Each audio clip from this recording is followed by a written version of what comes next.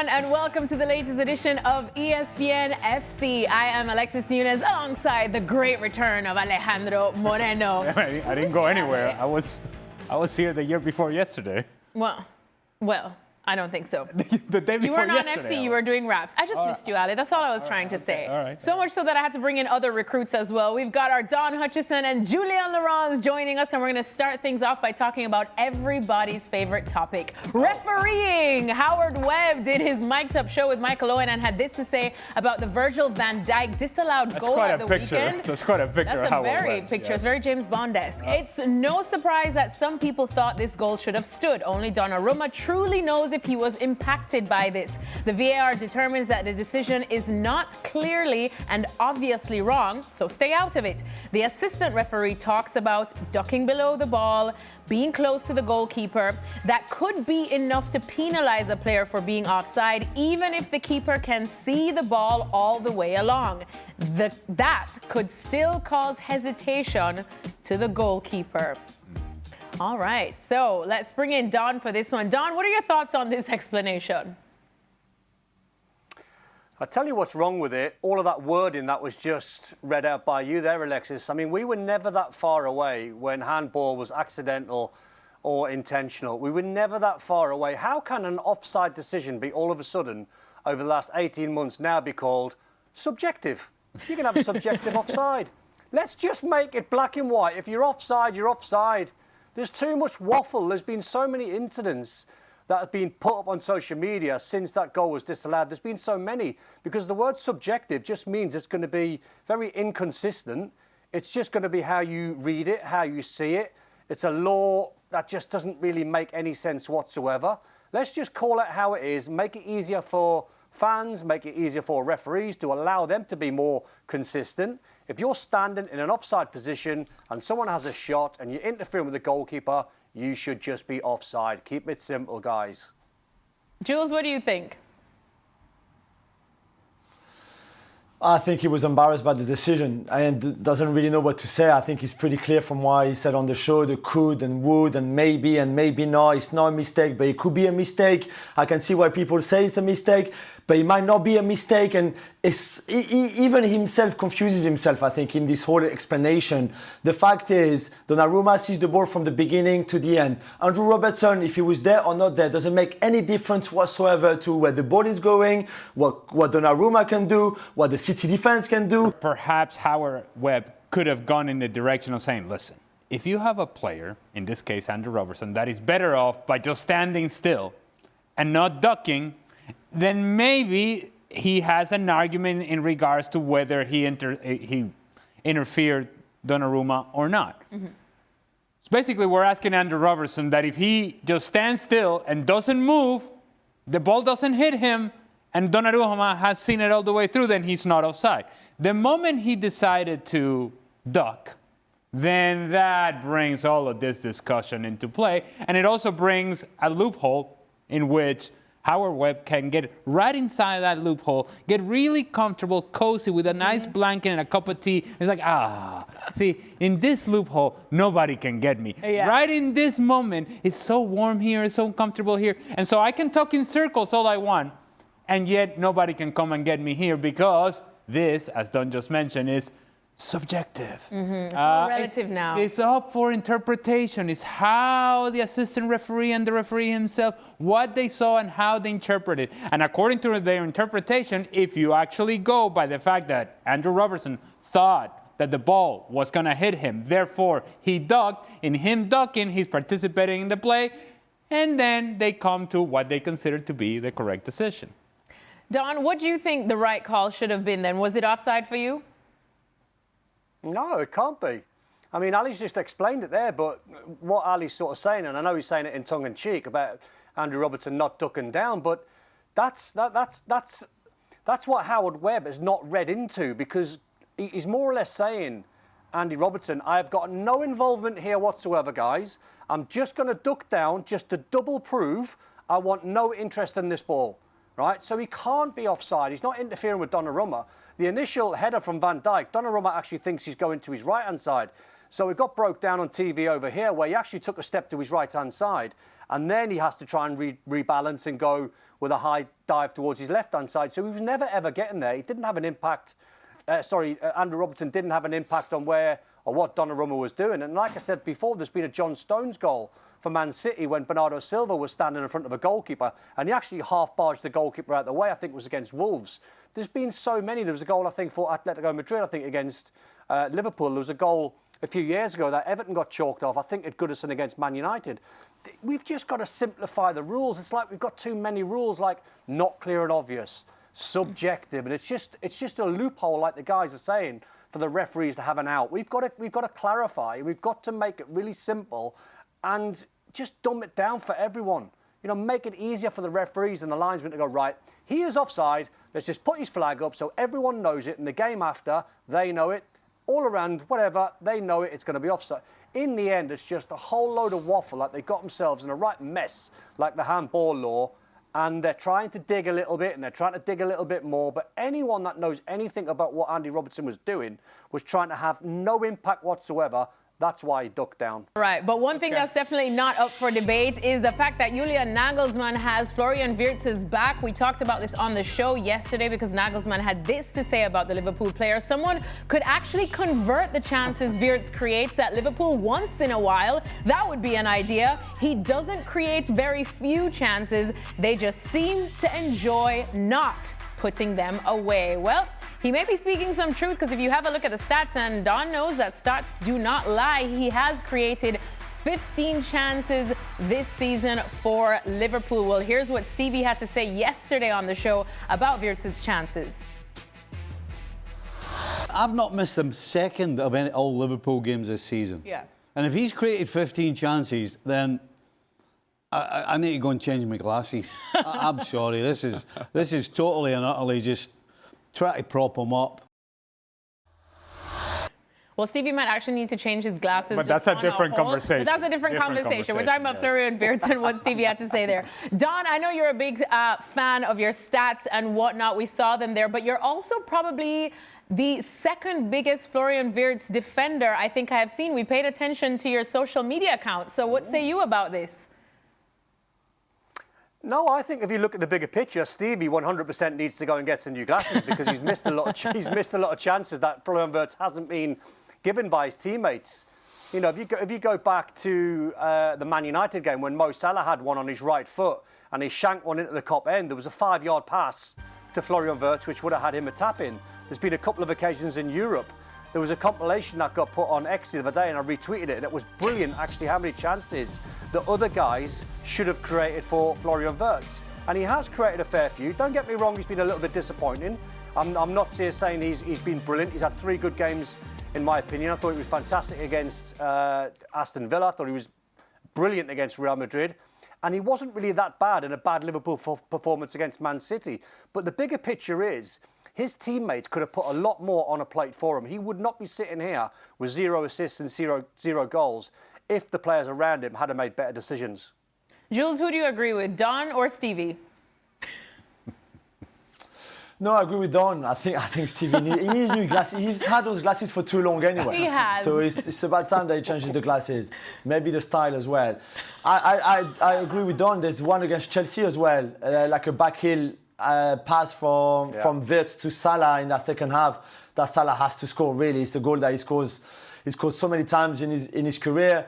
So that's where I feel a bit, of course, Wirtz still has a lot of work to do to integrate himself even better in this team and adapt better to the Premier League. But I do think that by now he should have had 2 or 3 assists in the Premier League, certainly from what we've seen him play, even being so far away in a way to his best level. And whether you agree with Jules, Don, or Stevie, I think we miss the point if we don't actually address the fact that Julian Nagelsmann, all he is doing is, this guy's with Germany right now. I need him to be at his best with us. This is all I care about. Whenever he leaves this camp of Germany and goes back to Liverpool, I wish him well, but whatever he does over there has no bearing as to what he does here. So I need him at his best here. So I'll find any sort of way to create an environment and a rhetoric that is far more positive surrounding the player. I need Florian Wirtz to be flowing, baby. I need Florian Wirtz to be flying. Good man management. I need need him to be in this space, in that space. Come and get the ball here. Go get the ball over there.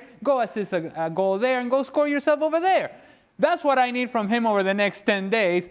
I don't care what happened before this or what happens after this. I need him at his best right now. And so therefore, look, this is all Liverpool's fault. All the other players, the guys that are not creating chances or the guys that he creates chances for, they're not scoring.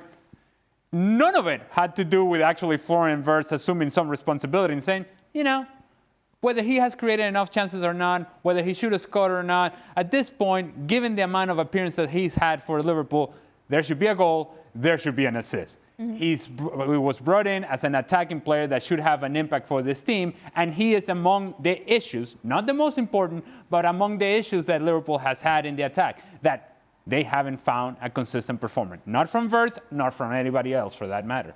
Well, funny you should say that, because I was going to say, in Wirtz's defense, it's not like he's the only signing or new signing at Liverpool that is having some trouble. Just look at this graphic. I mean, Alexander Isak, so far, that was a big money signing. Only 1 goal and 1 assist so far. Hugo Ekitike has probably been the bright spark, but the big point is look at what Luis Diaz is doing at Bayern Munich. He's just absolutely outshining all 3 of their contributions combined. So, Don, looking back at this, Liverpool should have just stuck with Luis Diaz?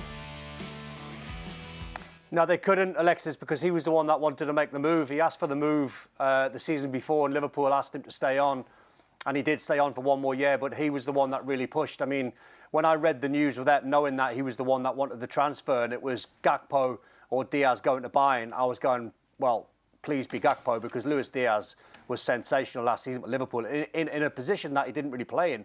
Some of his best performances actually came as a false 9. I remember him down at Tottenham, I think, when they won 6-2 and he played as a false 9, and he was outstanding. So Arne Slot relied on him in the very big games to play that number 9, because he had a few strikers at the time like Darwin Núñez who couldn't hit the ground running, and he was very trustworthy being that false 9. But I think when you look at it, it's obviously a half mistake in letting him go, because he's a brilliant player and he's hit the ground running and he is so good, and he's only going to get better.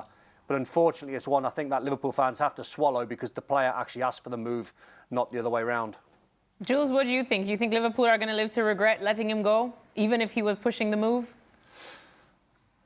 No, I agree with Don. I think he wanted to move. Ideally, they would have kept him, of course, but he really wanted to move. The offer on the table from Bayern was a very good offer. And there's no point keeping a player who doesn't want to be there anyway. So I think they took the money. They also saw in Gakpo and Wirtz and different options on the left-hand side, Chiesa, Rio and Gomo as young players, things like that, to think, okay, we should be okay without Luis Diaz and all his talents.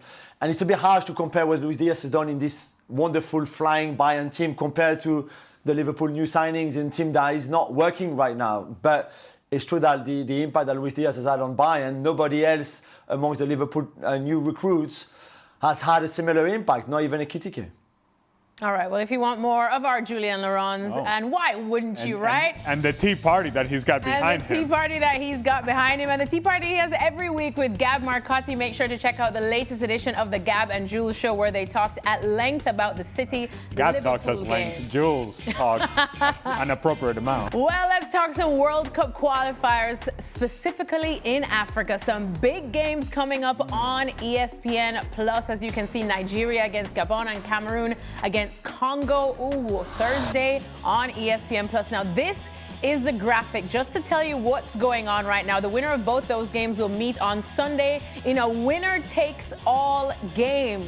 It's a lot to play for on Sunday. And then the winner of that game goes into a 6-team Interconfederation playoff where 2 teams will ultimately go through. I know Ale Moreno looked away because it could have been Venezuela that was here, but unfortunately for Ale, it was Bolivia that qualified instead from CONMEBOL, and New Caledonia. Asia will get another team in there. Africa gets 1, and then 2 from CONCACAF. All right, look who's with us. Colin Udo is joining us. Colin, it is always a good time and an exciting time when we get to talk about African World Cup qualifiers, especially about Nigeria. So let's start off there. Nigeria versus Gabon. What do we need to know about this one? What are you expecting? How nervous are you? Well, I mean, good I was until things kind of got out of hand yesterday.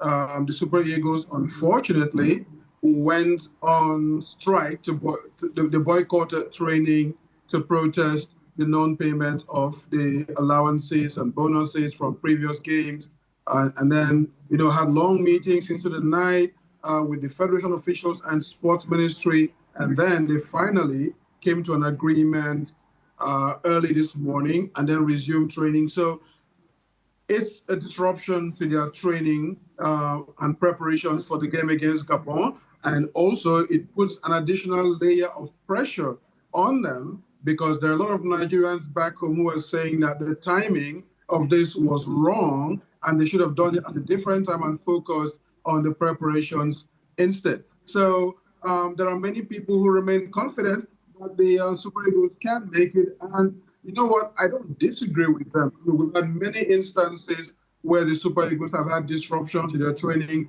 and then they've come out and done well. I mean, you look at the last game they played against the Republic. Mm-hmm. They were stopped at the airport for almost half the day and missed an entire training session. And then they came back and they kind of clobbered Benin Republic. So hopefully this will give them the additional motivation to go out there and win the game. I was going to say, it's just, it's nothing new having issues there, Colin. I know you guys are able to handle it. What's going to be key for Nigeria to win this game, do you think? I think it's going to be determination. Look, when you look at it in terms of talent, man for man, player for player, you've got to say that Nigeria are far and away the better team against Gabon. So what is going to come down to is who wants it most. How much hustle do they have in them? And, how much do they really want to get to this World Cup? And we saw it when they played the other games. They were just lax at times. They let points get away from them. So now, playing against Gabon, what's going to be key for them is making sure that they show not just Gabon, but everybody else that they want this more than anything else. All right, well, if we had a look at the odds, I think Nigeria are definitely favorites for this one, although they have had some struggles, a lot more struggles than we have expected in recent times. But let's get some predictions from you, gentlemen. Of course, Colin, I'm going to start with you. Give me a scoreline. I'll go with Nigeria winning that with a slim 2-1 margin. All right. Jules, what about you? I think we should just say that it's obviously those games are on one leg. Both games are in Morocco, and so will be the final of this mini playoffs, if you want, call it what you want.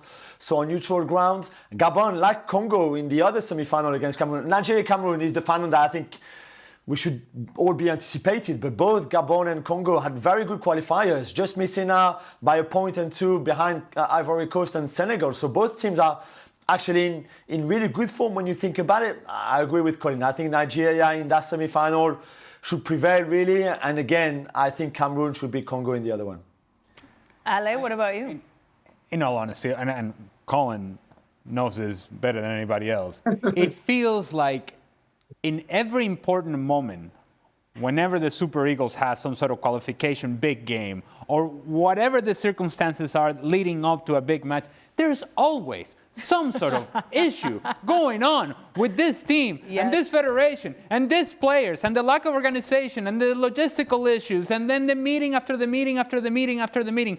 But apparently, this is where they thrive. Yes. In chaos, they thrive. And it doesn't get more chaotic than having to have meetings with the federation ahead of a huge match. So in chaos, they thrive. If we go with that theory, then Nigeria advance somehow.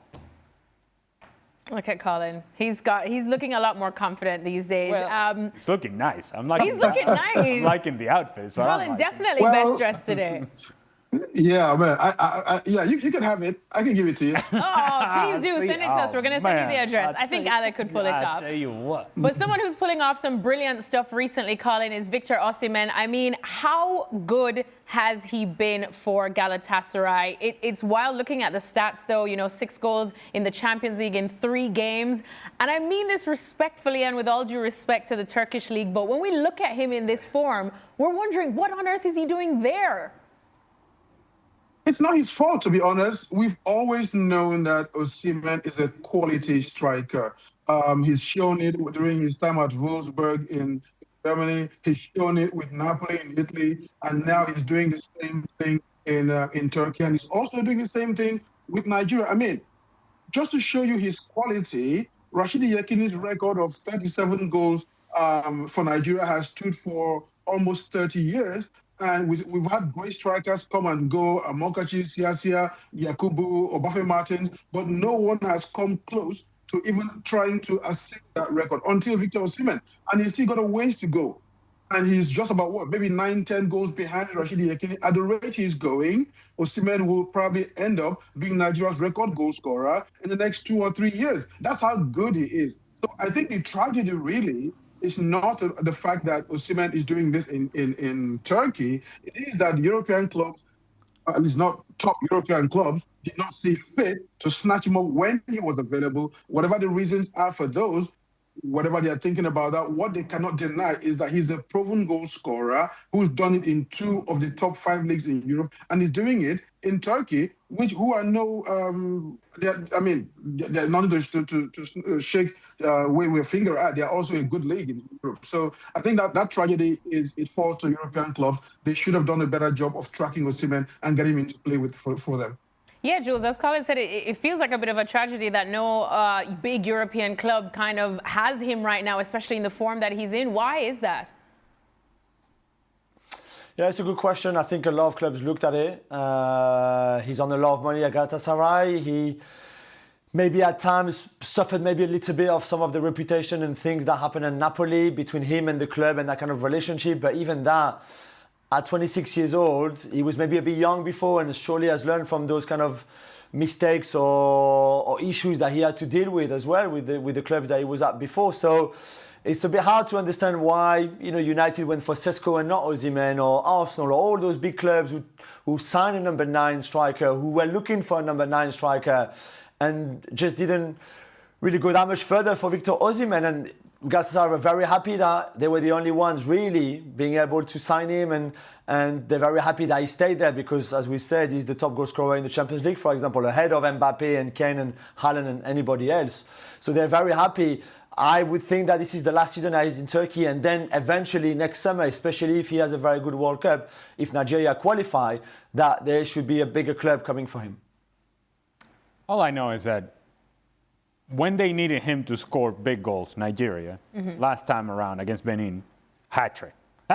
So I don't know where he's playing, where he's not playing, whether he's here or he's there. He's a goal scorer. Yeah. And they needed him to have a big game, and he did that. What else can you ask for from the guy? I do not know. I think it's going to be critical for Nigeria that he continues to perform at this level, because this team, again, in chaos they may thrive, but a lot like Colin, I pick Nigeria, but it feels like it's going to be stressful for this team to get all the way to the World Cup. It's a roller coaster, Colin. It's a roller coaster. But let's look at the next game as well, Colin. Cameroon against Congo. How do you see this one going? It's a bit tough. I think it'd be hard to bet against Cameroon. They struggled a little bit during the course of these qualifiers, especially when they were kind of like eliminated by their nemesis in Cape Verde. And then there are reports coming out from Congo DR that the players have been promised $1 million each to beat Cameroon, but the federation came out to deny that. But having said that, I think that irrespective of what went on during the qualifiers, when push comes to shove, you've got to favor Cameroon to get past. And like Alice said, there is no better dream final than having Nigeria-Cameroon in these World Cup playoffs, which leads me to a very good point. As far as I've looked at the qualifying team for the Intercontinental Tournament, and the African qualifiers seem to be the most difficult so far. So any team that gets out of this, especially Nigeria-Cameroon, that gets out of this, would find it maybe just a little bit easier when they go to that Intercontinental qualifier, especially Nigeria, because then they would be the top-ranked team amongst all the teams that go there, which means that they would only have to play one game. They'll be seeded and get to play only one game to get to the World Cup final. So Cameroon and Congo, I'll lean on the side of Cameroon, and I'm looking forward to that Nigeria-Cameroon final. Oh, we are looking forward to it indeed.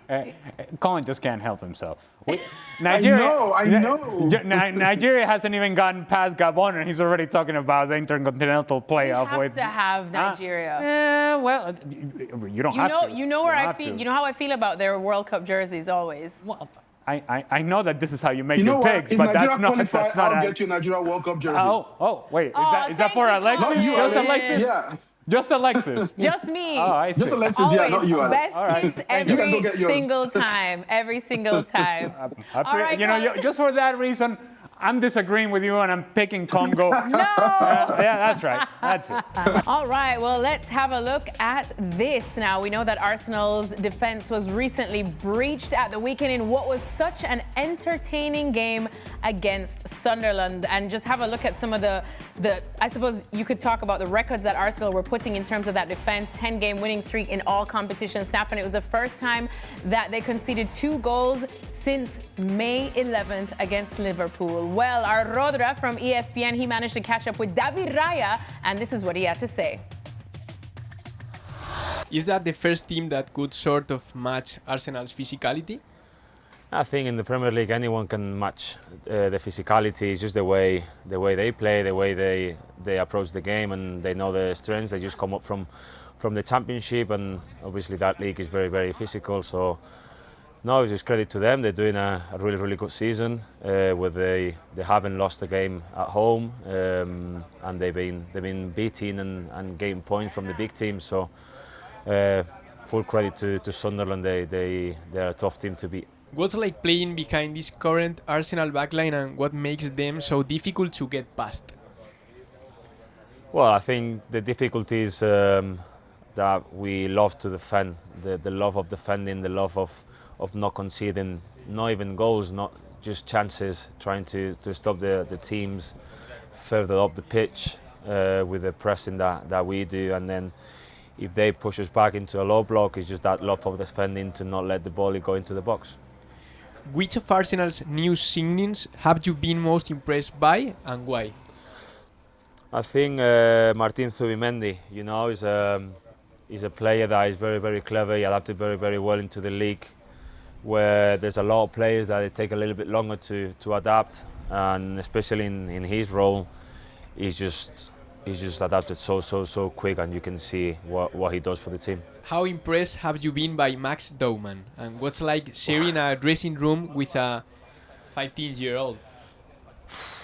He's 15, he's turning 16 at the end of the year, and he's incredible. Obviously, we don't share that much in the dressing room because he's not allowed with the rules and everything. But sharing the pitch is the maturity that he shows on the pitch, the willingness that he has to just to enjoy and to be himself, to take on players, and always with a smile on his face is incredible. Seeing we've been training with him since he was 14 years old, so very, very impressed with him and his qualities as a player. Arsenal's David Raya there, of course, now on international duty with España. Don Hutchison is back with us, but Jules, let me start with you. What stood out to you from what Raya had to say?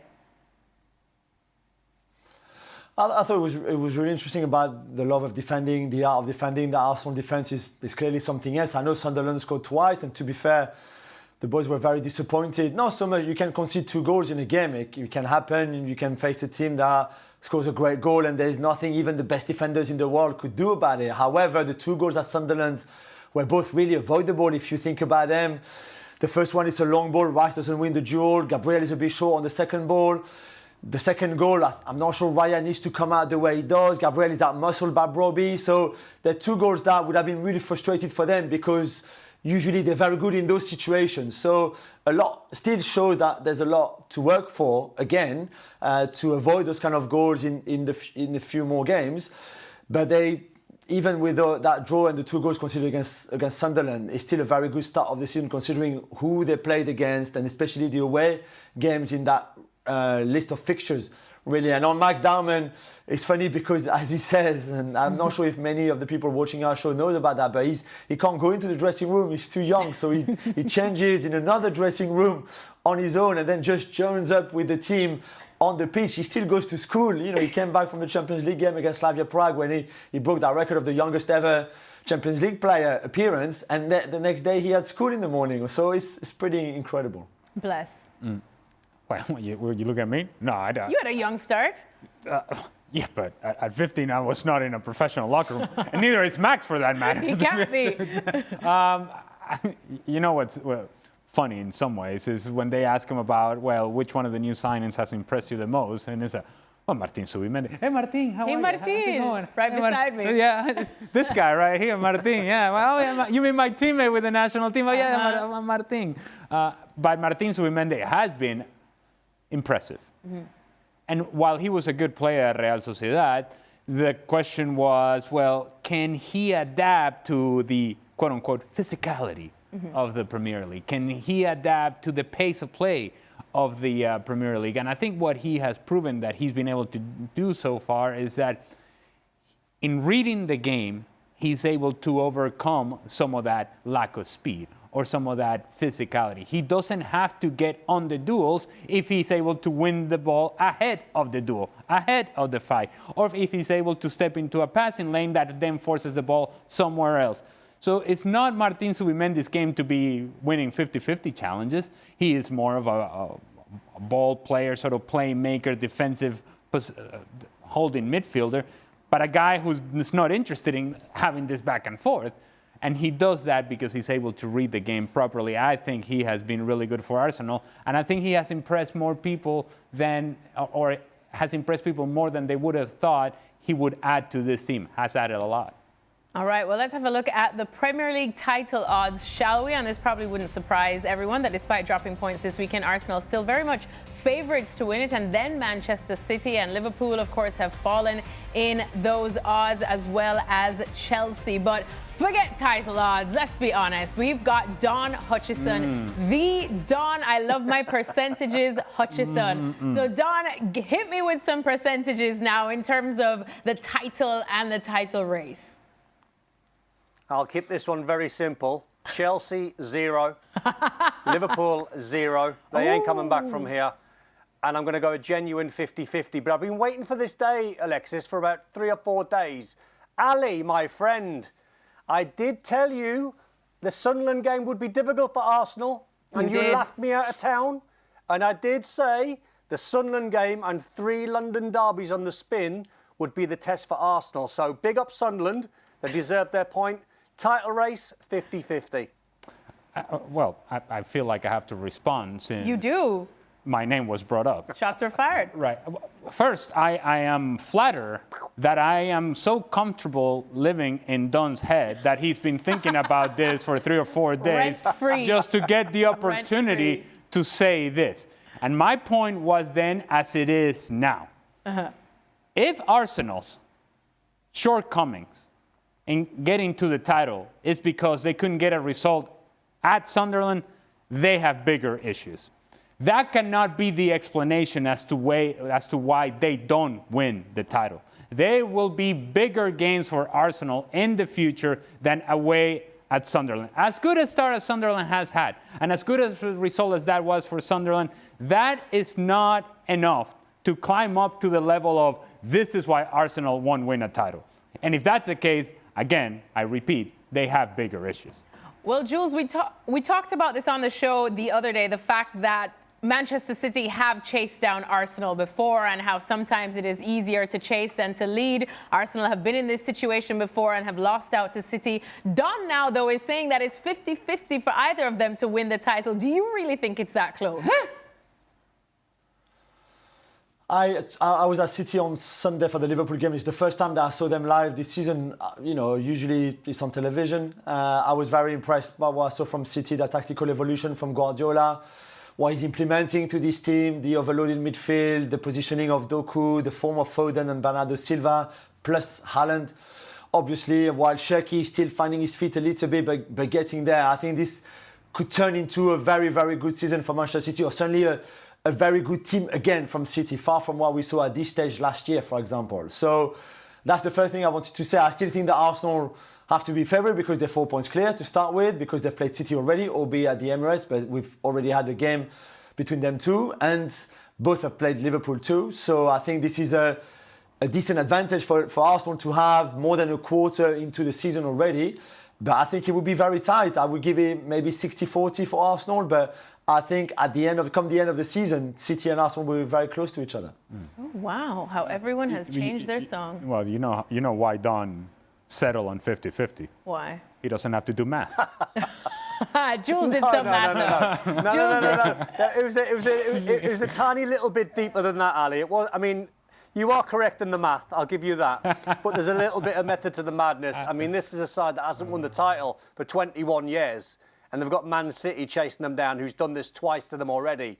So, I think we're going to be in for the most amazing title race. All right, we talked about African qualifiers, but there's also some UEFA qualifiers coming up. England will be playing against Serbia. Now, England have already qualified for the World Cup next year, but Thomas Tuchel was recently on TalkSport, and he had this to say. At the moment, if we keep the structure, Foden, Bellingham, and Harry Kane cannot play together. They can, but not in the structure. Not for the balance that we developed, and not for the structure that comes also with wingers who are specialists in their positions. We will always do what's best for balance, and we will try to keep the clarity, even if it means that we have to take tough decisions.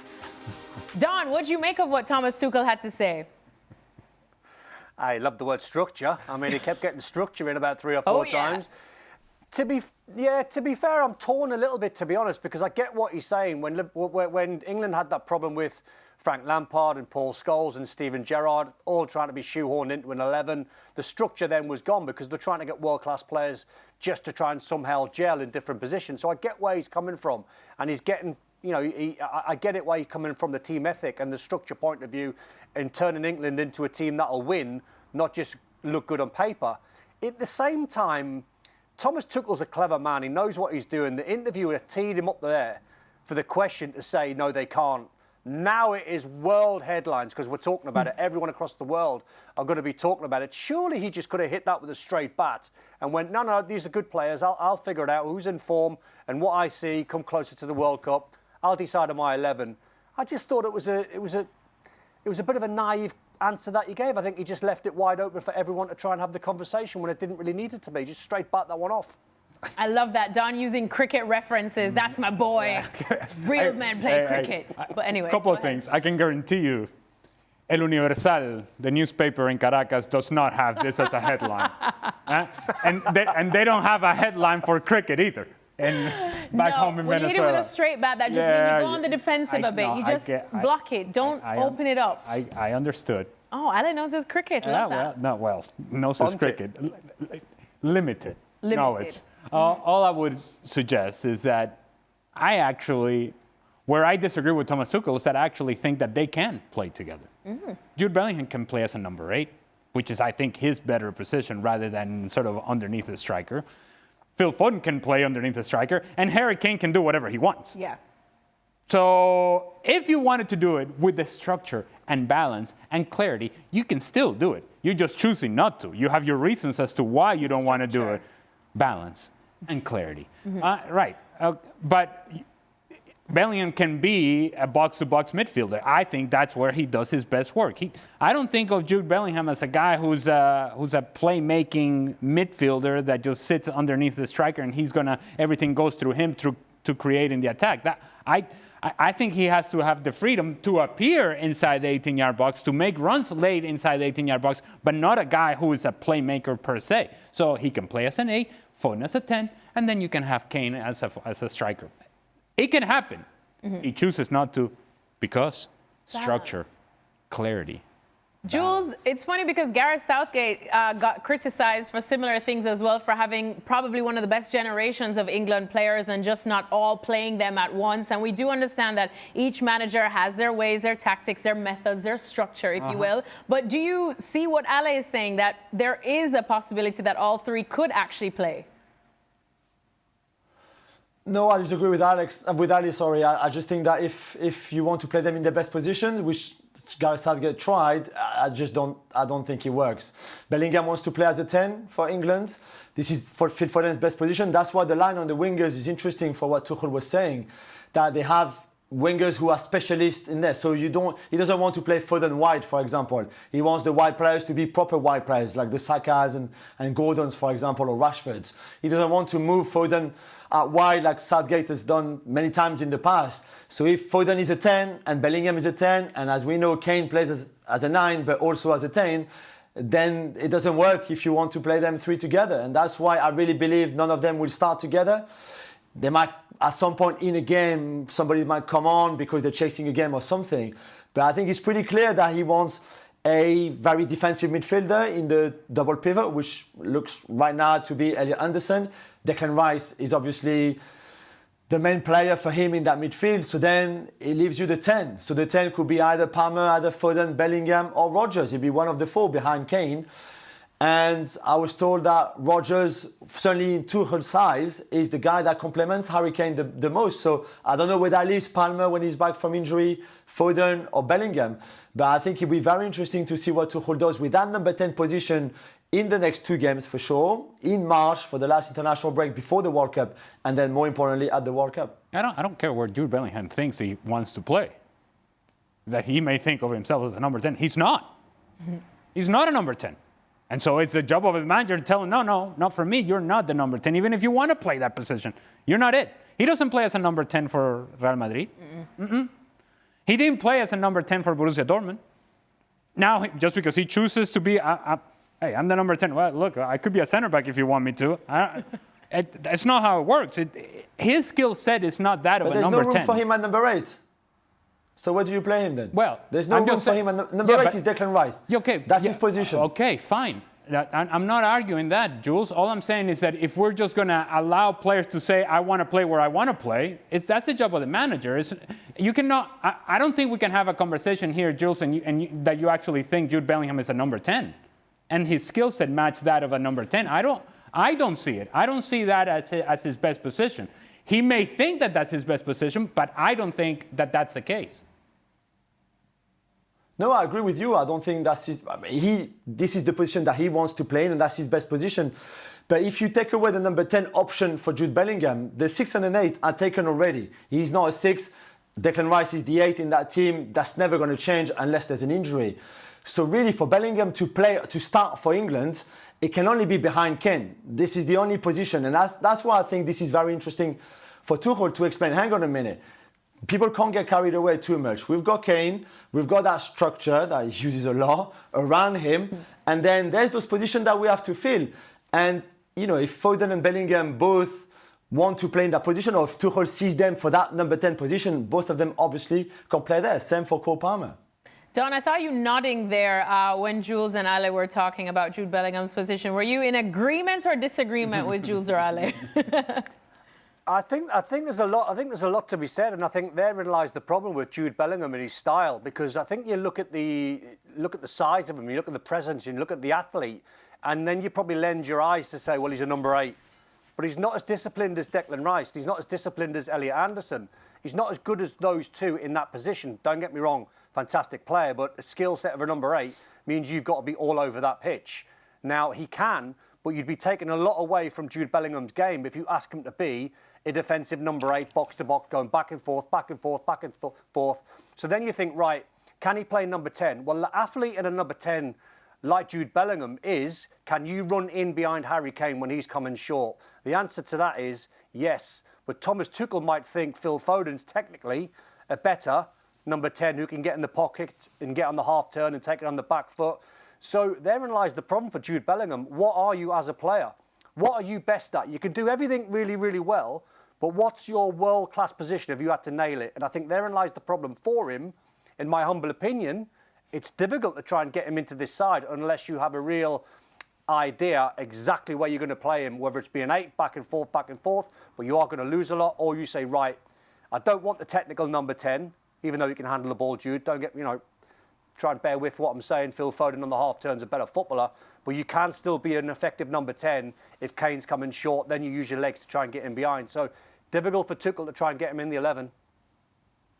All right, well, like I said, England have already qualified for the World Cup next year, but believe it or not, there are still some countries So you're that telling have me to that that qualify. conversation was pointless, is what you're telling me? No, that wasn't, because All right, we'll be okay. going long. All right. Well, look at this in Group D. France have yet to officially qualify. They play Ukraine, and they, of course, have a chance to clinch. I'm sure Jules is terribly nervous about that. Portugal are also in action. They will be going up against the Republic of Ireland, and they too can clinch their spot next year. And Norway plays Estonia in a massive one, as our Jan Aga Fjørtoft told us yesterday, because a win could see them clinch because of a better goal difference ahead of Italy. All right, Jules, so still a lot to play for over in Europe. Tell us what to look out for. Well, you mentioned, Alex, is the France group. They need a point against Ukraine at the Parc des Princes on Thursday night, so tomorrow night, and that would be enough for them to qualify. And even if that doesn't happen, there's still another game after that. So let's be optimistic that the fact that the French can qualify. For Portugal, it's a bit the same. Hungary and Szoboszlai are chasing behind, but that should be okay for Roberto Martinez and Cristiano Ronaldo. And then the big game really in this November international break will be the Italy-Norway game, because Italy lost heavily in Norway. They were behind in goal difference, so they need an absolute miracle, which is almost impossible. They need, I think, a 9 or 10 goal swing. So they're not going to qualify. But if at least they could beat Holland and Norway in Italy in the second game of November, then I think going into the playoff that will arrive in March to go to the World Cup, they can't miss a third World Cup in a row, obviously. That would give them a massive boost. And Rino Gattuso, who started quite well on the bench for Italy, will give him a boost as well to go into this playoff where Italy will be seeded. So should have an opponent that, to be fair, they should be favourite against. So massive game. Even if Italy, really, it's impossible for them to qualify directly for the World Cup, that game against Norway will be very important for them. All right, welcome into Extra Time. We've got Jules, we've got Don, we've got Ale. They're in such great moods. I love this day. Let's get into the questions. See, my laptop is coming in perfectly handy because our printer broke down. At least we're saving a couple of trees, right? Okay. All right. Just don't throw that laptop. Other people have done so in Extra Time. Oh no, this is an ESPN laptop, and I'm afraid they'd have to dock it from my pay, which we cannot afford in these economies. Right. Can we please show the video of Stevie dancing and get everyone's thoughts on it? Gotta see those moves again. Well, for you guys who weren't on the show, the other day, Shaka, Stevie, and I had such a lovely show that Stevie was in such a great mood after, and I videotaped him dancing in the tunnel to a bit of Elton John and Dua Lipa. I think it's gonna be a long time. Yeah, but the only thing Stevie said was, upon reviewing the video, he thought he was moving quickly, like he thought he was yeah. And then he realized it was a bit more labored than that. It's more relaxed. It was a more relaxed, hey. All right, well, Jules is a great dancer, I'm sure. So let's start with him. Jules, what did you think of Stevie's dance moves? I just wish I'd never seen those footage of Stevie dancing. Is it gonna haunt you nightmares? This is how bad it was. Aww. Even at his age, yeah, he should never do this. I'm not trusting Jules, because Frenchmen can't really dance anyway. All right, whoa. Just saying, they don't necessarily have the sasson, you know what I'm talking about? I mean, I know about sasson, but I don't quite understand we're taking shots at French men. I don't. Well, just in general. Thank you, Well, because he's taking a shot at our Stevie Nicol. Well, that's an easy target, to be honest. That is an easy target. Don, it's a big target, too. Don, you have similar blood to Stevie. I thought those were some good moves for the Scottish blood. You're just being very, very kind. I mean, Stevie's going to need a paracetamol and some Voltarol for those knees and hips the morning after. What I will say is just, Jules, where are you, man? Because you look amazing. What's that backdrop behind you? His French chateau. Yes. It's got a tea party going on amazing. later on. Mike, send that to me. It's not my house, no. Oh, man, I thought we had sandwiches and tea and everything and I know, cookies. Jules, don't ruin it. Don't ruin it for our viewers. For those who want to know, our producer Mike did give him that background. Was that Stevie's best effort? Alexis, was that Stevie's best No. effort? Was he really giving it? No, he's actually going Was he, line you know- dancing this weekend. He's going line dancing this weekend because his sisters are over from Scotland. All So right. he's going to take them out. Look at, come on. The No. shoulders going. Oh, wait, just wait for it, wait for it. Hey. Wait for it, wait Hey. for this. Shaka was singing, so I had to get him. Wait for, Oh. hey. Get it. It's like Hey. he's got crutches. It's like he's got like crutches down his legs. He's so stiff.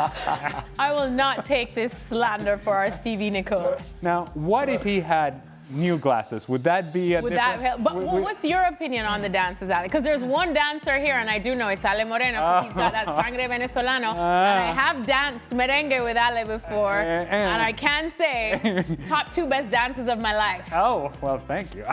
There we go. I wonder which one was the other dance. Probably my dad. All right, okay, well, yes, I can't compete with that. I cannot compete with that. I would say that Stevie is very musically inclined. He is very musically inclined. He's always singing, has a surprisingly good voice. He does. Yes. It's just physically, he doesn't quite have the explosion anymore, you know? No, it's like what you say with footballers, right? That when the legs start to go, there's... It's, and hips don't lie. Hips don't lie. And Stevie's are big hips. Well, Davey, I hope we answered your question there. I enjoyed it. That's why I took the video. Well, no. Right. It was enjoyable. Next question. Why are Spain mad at Barcelona if Lamine Yamal needs medical treatment? Surely it's up to the player and his club team. Well, I think, and both sides deserve a fair share of blame here. All it takes is a phone call. All it takes is, hey, pick up the phone and you call. If Hansi Flick can directly call Luis de la Fuente, I'm sure that can be arranged and say, Luis, look, I know you called him in. I know we've had an issue in terms of communication in the past. I'm going to be very clear with you. He's not right. And I've been squeezing minutes out of him, but physically he's not there, and he's going to get a procedure here over the next couple of days that is going to keep him out for the next 10 days. I can't have you take him with Spain. Why can that not happen between managers? That would be too simple, wouldn't it? No, and so it's John Laporta gets involved, and the federation, and this person, and that person, and this person. One phone call between the 2 decision makers, between the 2 people that actually are it's part of their job to figure out what's best for this player, and if this player is available for selection, they have a conversation, there is no issue. That's all I'm saying. Jules, what do you make of the situation? Because yet another international break where we're talking about Lamine Yamal, not hearing from him, but it's another war of words between Barcelona and De La Fuente. It's the old battle, isn't it, between club and country. We've had that with so many different countries and different clubs. We had that with France and PSG over the Dembele fitness and Doué fitness. We had it not that long ago between Flick and De La Fuente after Lamine played with Spain while still being injured, and Barcelona and Flick were not happy, and rightly so. This looks like another chapter in this book of the tension between the federation and Barcelona over Lamine's fitness. Ali is right. It could be much more simple to sort out. The thing is, they just don't like each other, so it would never be that simple, which is a shame. But at least after this one, we don't have anything international-wise until March. So by then, Lamine should be fair, there should be no problem, and they can be happy looking forward to the second half of the season with Barcelona and to the World Cup with Spain. Don, as Jules said, it's the old club versus country again, isn't it? It's just amateur hour from Spain, really. I mean, surely they must understand that Yamal's been carrying an injury for quite a while, and this international break, the kid's going to need a bit of rest, a bit of treatment, if it's an injection, cortisone, whatever it might be. But surely if you're Spain, you've just got to see the bigger picture. Trying to sort of shoehorn him in for a game or two, when you know he's going to be your top man for like 10 years and more. Just accept that as long as he gets the right treatment, as long as the treatment's genuine, which is obviously is. It's not like in our day. It was very simple in our day where a manager could just phone up the Scottish national team and say, well, his back's a little bit sore, he's not coming. Well, now it's a genuine injury. Everyone's known about it for quite a while. Just do the right thing by the player. Yeah, but as in the Shaka Hislop voice, ultimately, the one that really matters in this situation is the player. This one's for Jules. Oh, boy. Jules about another Jules. Jules Koundé has the best collection of outfits of any footballer ever. True or false? Ooh, that's a good shout. Absolutely true. Yeah. Absolutely true. I mean, this is the latest arrival. Wow. You see Drippy. the Hermes bag. Not the Hermes bag. Yeah, drippy is the word. That could like probably So pay my drippy, rent for so a year. drippy. Come on. Drippy. Yeah, Come on. probably. What is Easily. that? Oozing drip. What is What do you Oozing. mean? This is class, this is fashion, this is French elegance. He's not. It's not Paris Fashion Week. He's on international duty. Don't He's let a him footballer, live. man. So what? He dresses like that every day That's fine, but I when he's mean- not playing. That's just his Did anyone airport see Dominic outfit. Szoboszlai's outfit? Yeah. Did anyone see Szoboszlai's outfit? did. He had Cuban heels on and flares. What's going on, man? Did anyone see Kante Fashion. arrive? Foot Kante on. arrived. Kante arrived with a tracksuit on. That's what you do on international duty. Yeah, but footballers in It's tracksuits are so terrible. overplayed. Oh, They're Don. not on. It's not Paris Fashion Week. It's not London Fashion Week. They're on international duty to play a game Don, called football. you're sounding about as dinosaur-y as Stevie right now. Oh boy. Oh boy. Look at And that. by the way, I don't mind that. I love will it. be in Stevie's camp on this one, guaranteed. No, I'm gonna agree with Jules. That's French excellence right there. Thank You you. said that was drippy. I'll tell you That what's was happened drippy. there. Alexis. Yes. I'll tell you what's happened there, right? He's put the outfit on and he's gone, wow, I look good there. Right? He's sat in the car, boiling up with that jacket on. He's absolutely boiling, right? He's got out the car, it's probably lovely weather, and he's thinking, man, I'm so hot. I am really, really hot. Like, that's what's happened. He looks good, but he's boiling inside. Drippy. Drippy. Are your boots drippy? My are they boots are drippy. Are they considered I got my drip? cowboy boots back on. Drippy. Oh, drippy. And they match the outfit I'm as ready to well. go. I'm ready to go to Cadillac and, Ranch what with is- Stevie Nicol to do some line dancing later this week. The hair color as well. You've Yeah, gone. You've I'm a gone with it. monochrome mommy today. Oh. That's the vibe, monochrome mommy. I'm We've got just to get trying. footage. We have to get Oh, I footage of will. Stevie dancing. When I go We've line gotta get some dancing, footage. Does that make Jules Koundé monochrome daddy? he could be a monochrome daddy for Or sure. monochrome papi? I don't think I'm quite at his level because I got this dress for about $20 off of Amazon, and I'm pretty sure that whole outfit is my rent for the entire year. So. But French excellence, as Jules says. Next question. Will Neymar ever play for Brazil again? Ale, what do you think? Ever is a long time, and so has been his time away from Yeah. the national team.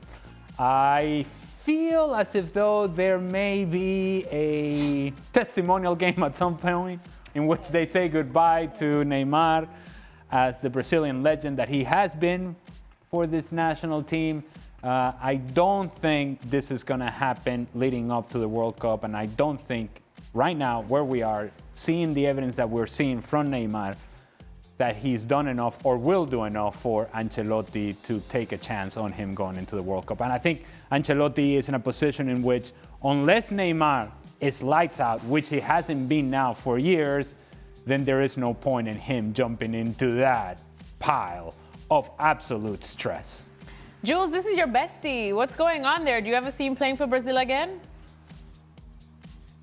I think time is running out. To be fair, he's not fit, let's be honest. And even when he plays, he's not playing that great. And Carlo Ancelotti, as Alex just said, is in such a strong position to do whatever he wants. You know, he's been appointed to win the World Cup. If he says, I've got more chances to win the World Cup without Neymar, nobody is going to complain, really. So then if Brazil crash out early, then it's a different matter. But right now, nobody in Brazil can say that Neymar deserves a call-up even, let alone a cap, but a call-up. He's not amongst the 22 or 23 best Brazilian players right now. Certainly not amongst the top 8 attackers, if you want, or attacking midfielders / players. So there's no room for him now. Like I said, the challenge is so big and there's not much time left for him to recover his best form and then to be able to genuinely challenge for a place in that squad. All right. Sad days. Okay, let me ask you this, because I need an update. I see Raul from West Bengal as the name of this, and that refers to King of the Pitch. Exactly. He's no longer king of the Oh, pitch. he didn't hang on? It's Mickey van de Ven. Oh, all right, okay. Our West Bengali goalkeeper finally got dethroned by Raul. Van de Ven. Okay. Oh, shame. Even Xhaka went for Van de Ven. Of course he did. Shocker. All right, next question coming from Sherlock Homie. Love that name. Do you guys agree with Ancelotti that the new Champions League format has made things worse? Don? No, I don't think it's made it worse. We're starting to see some fantastic games, big games that you probably wouldn't see in the group stages. The only thing I don't like, and I've spoken to Jules on this one a few times, I don't like the format where once you go through into the last 16, last 8, I don't like the fact that you know your route, like a sort of, like a tennis approach where you'd see yourself in the quarters, semis, and you can not plan, but you can see which way or the route that you're going to take to get to the final. I like the format as it is, but I still like the jeopardy of the draw for the last 16, 8, last 4, 2, etc. Well, Jules, one of the things that Ancelotti was saying is that now we just have too many lopsided results, and that doesn't necessarily make the game look better. Yeah, I mean, I disagree with Ancelotti on this one. I think the new format is good. We needed something else, something different. They had to rethink the way the Champions League was being played. They went with this Swiss model. I think it worked last season, really, in the games that we had, how thrilling it was until the last day of that league phase, really, where a lot of teams could still qualify and there was places up for grabs in the playoffs and in the top 8. All of that, I think, was very good. And so far, I think this current season in the Champions League and under the same format, obviously, has worked quite well. So we probably need a bit more. The sample is still quite small. It's last season and then 3 games or 4 games in right now. So let's wait maybe another 2 or 3 years, and after that we can really draw more of having a better idea of, was he okay for the players? Was he good for the club? Can you manage the Champions League and the domestic league too? How was it? And then maybe see what we do and see if we can tweak a few things. But I thought last season was a brilliant Champions League campaign. Well, I agree that towards the end of the league phase last year, there were a lot of things that needed to be sorted out, including PSG for that matter. I would also use PSG as a good example of the lack of jeopardy that exists in the league phase. Yeah. PSG were struggling, and I mean struggling. And they were having difficult time really finding consistency of performance and results in that league phase. And they were allowed an opportunity after opportunity after opportunity to get themselves right, and to their credit, they did, and eventually they make it into the knockout stage, and they did what they did and were dominant. And so my problem with this league phase is that lack of jeopardy, that you can have 2, 3 losses and you good, you cool, it's fine. It is Champions League. It's supposed to be the best of the best. And if you're losing 2 or 3 matches, are you part of best of the best? And that's where I think the league phase gets it wrong, in that there isn't enough writing in each of these big games. The game that we just saw in between Bayern Munich and PSG. Big for Bayern Munich that they win it. Yeah, they made a statement. But those 3 points that they got, and they're not gonna be the difference between them making it onto the knockout stage or not. They're gonna make it regardless, and so is PSG. So where, again, is the jeopardy? I don't think it exists. Jules, what has happened with Konate? Form has fallen off a cliff. Surely he won't start for the French. And which club will Zidane join? That's a little 2 for 1. So Zidane is not going to join the club. He's going to join the national team. He's going to take over Didier Deschamps after the 2026 World Cup, which I think he's very much looking forward to. I think a lot of people in France, back home, are very excited at the idea that Zinedine Zidane is going to take charge of the French national team. I think it was his destiny somewhere. He had to wait a long time because Deschamps stayed in charge for a long time, but it's only a few months now away before we see Zidane back on the bench and with his country, so that would be very special. For Konate, we don't have long enough really to go into it all. I don't expect him to start. James is right asking the question. Upamecano and Saliba should start against Ukraine on Thursday, and right now it's very much the starting partnership as centre-back for Deschamps and for the French national team. And for Konate, obviously the start of the season from Liverpool hasn't been good enough. Him and Van Dijk quite exposed defensively too by the lack of balance and I guess defensive solidity from the midfield too hasn't helped. Maybe his contract situation and the fact that he's out of contract in June next year, 2026, maybe played a little bit on his mind as well. But he's still an incredible talent. And if he runs down his contract, if he doesn't extend with Liverpool, which right now seems the case, things might change. But for now, he's not committing his future to Liverpool. I think there will be a lot of top European clubs after him. Don, what do you think is going on with Konate? I don't think anything's really changed. I've never really thought, like Upamecano, I never really thought that technically he was an outstanding player. It just goes to show Joe Matip when he was at Liverpool how good he was with stepping into midfield and using the ball and scoring the odd goal and driving on and being technically good and didn't look flustered. Man City had an obvious game plan because Pep realised, and he stood Erling Haaland on Virgil van Dijk and said, allow Konate the ball, because when Konate was at his best last season, it was a 10-yard, 20-yard pass to Alexander Arnold to his right-hand side. It was easy football for him in the dominant side that were flowing. But I've never looked at Konate, thought, man, he's like amazing on the ball. So now things are starting to catch up to him a little bit where City really played on him. And it was probably it was quite harsh viewing watching a player really struggle. But this has been going on for years. The guys will tell you, when you're playing like professional football, even like in my day, there'd be players shouting on the pitch, let him have it, he'll give it away. Dennis Wise used to shout that all the time to centre-backs or midfield players. So it's nothing really new that's developed in the game.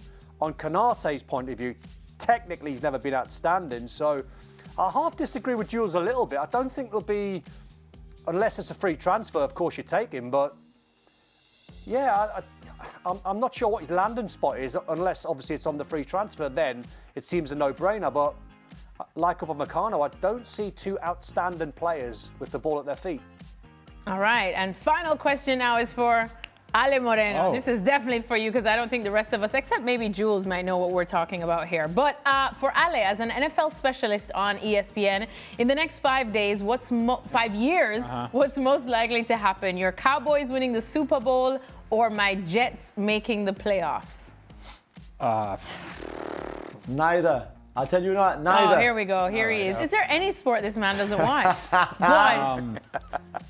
I would say it's more likely for the Jets to make the playoffs than it is for the Cowboys to win a Super Bowl within the next 5 years. Yeah. Well, unless you are somehow going to make sense of the trade that Jerry Jones and the Cowboys made ahead of the season. You want to make sense of that, Alexis? No? I don't even know what trade we're talking about. Where This is like the transfer got rid of Micah Parsons, the best defensive player potentially in the league, certainly the best defensive players that the Cowboys had. And not that he would have solved all the problems for the Cowboys, but the Cowboys defensively right now are among the worst in the NFL, while your best defensive player is somewhere else. So much so that then you decided to trade back the picks that you had gotten for Micah Parsons, or some of those picks, to get a defensive player from the Jets, mind you. It doesn't make a whole lot of sense. At least the Jets have said, you know what, we're just going to blow this thing up and start over. And I think they're more likely in starting over, getting to the playoffs ahead of the Cowboys winning a Super Bowl in the next 5 years. And I'm a Cowboys fan, and it pains me to say that, but it's a long road ahead for the Cowboys, because once they get the defense back, playing at a competitive level, then by then Dak Prescott's arm is already falling off, and you don't have anybody to run the ball. Okay. Issues for the Cowboys. I'm going to bank on the Jets winning a playoff game, or making the playoff actually, before the Cowboys win the Super Bowl. Don, did you get all that? Yep. Same. I do know Dak Prescott, though. I know Dak Prescott. We could say, is he drippy too? He kind of is drippy. I mean, He's got some drip. he's got, I guess. All right, I don't know. I only knew because he was doing the car wash here at ESPN All right, okay. ages ago. Okay.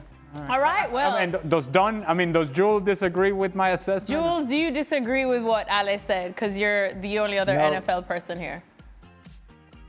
I agree with Ali, and I would love his Cowboys to win again. Obviously, it's been a long time, but I agree with him. Although the Jets are 2-7, I think, or 2-8, so it might be a long way to the playoff for them as well. It's 2-7. You're right. I know, and the Jets has been horrendous, and they're right around the Cowboys. The Cowboys haven't been all that much better. Wow. Well, Don and I are going to off-camera ask the boys to put this in cricket terms for us so we can understand. But make sure to tune into tomorrow's episode of ESPN FC, where we'll be talking about the real football. What? I said it.